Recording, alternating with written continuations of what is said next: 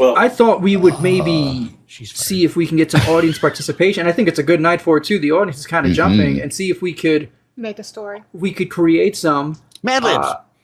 You can do the AI thing. If we could get it AI'd, and then maybe I could poorly animate it very quickly, and then it's funnier when it's funny. Yeah. Here's the first assignment there, Mike. Did you say gender? On a snowy Christmas Eve, Santa's reindeer, transformed by a mysterious protein-enhanced feed from the elves, developed them into a carnivorous hunger.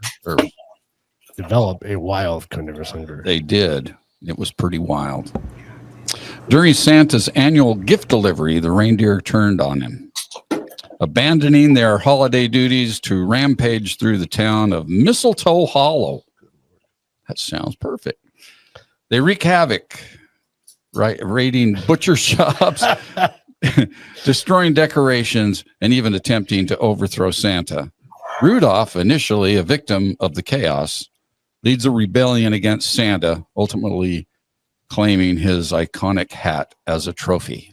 Santa narrowly escapes the mutiny, crashing his sleigh and trudging through the snow, vowing to abandon traditional reindeer-powered deliveries for safer, modern alternatives. Meanwhile, the residents of Mistletoe Hollow awaken to a scene of destruction, questioning the fate of their beloved Santa. With Rudolph and his rogue team flying off in the horizon, it's clear that Christmas will never be the same again. Oh, that's funny. Oh, that's good. This is Santa versus zombie elves. On Christmas Eve, a magical mishap in Santa's workshop turns the elves into ravenous zombies after a batch of enchanted cookies goes wrong. The infection spreads rapidly, forcing Santa to fight for survival with his candy cane staff and his loyal reindeer. As the undead elves wreak havoc, Santa realizes the only way to save Christmas is to activate the enchanted snow globe at the heart of the workshop, which can purge the curse. Battling his way through the zombie horde, Santa confronts the elf king of the undead, Jingles, who wields a deadly peppermint scepter. After a fierce showdown, Santa defeats Jingles and activates the snow globe, restoring the elves to normal but draining its magic in the process. Oh boy. Though the workshop is left in shambles, Santa escapes with his sleigh to finish his deliveries, vowing to avoid zombie cookies in the future. I love it, but you got to change the name Jingles. It just doesn't work. It just does not work. I just have one question. What's a candy cane staff? You know what a candy cane staff is. You know what? Don't you? I was reading it. No. So it's staff, like a candy cane.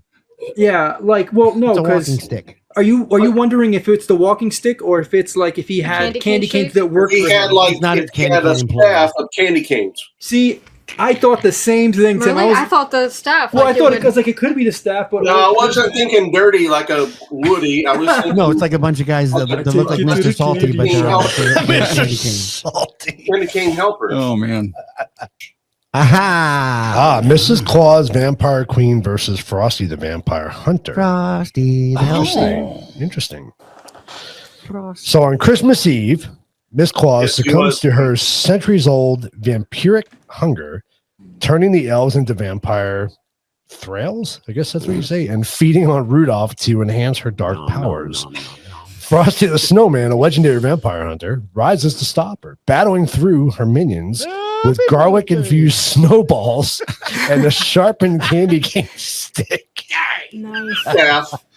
Santa returns mid-battle and learns the truth about his wife's secret, reluctantly teaming up with Frosty to stop her. Happy birthday, mother. And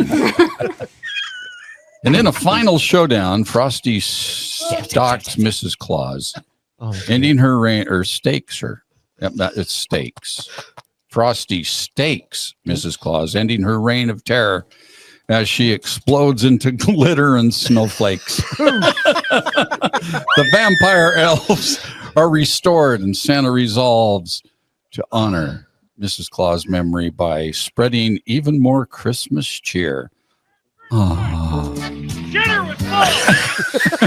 Frosty returns to his snowy vigil ready to protect the North Pole from future threats. I'm making an artistic decision right now. I'm going to use the audio from this video. For the third year running, Super Horror Show is proud to present our annual calendar. But this year, it's extra special. Every single image was hand-painted by our very own resident horror babe, Supernatural Sammy.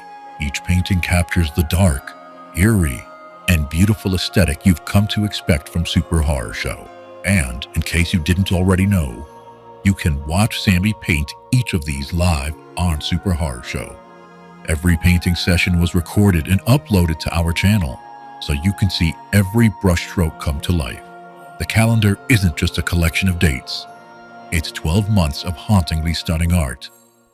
Get yours now and enjoy a little piece of horror every month this year. Available only on eBay. Link in the pinned comment.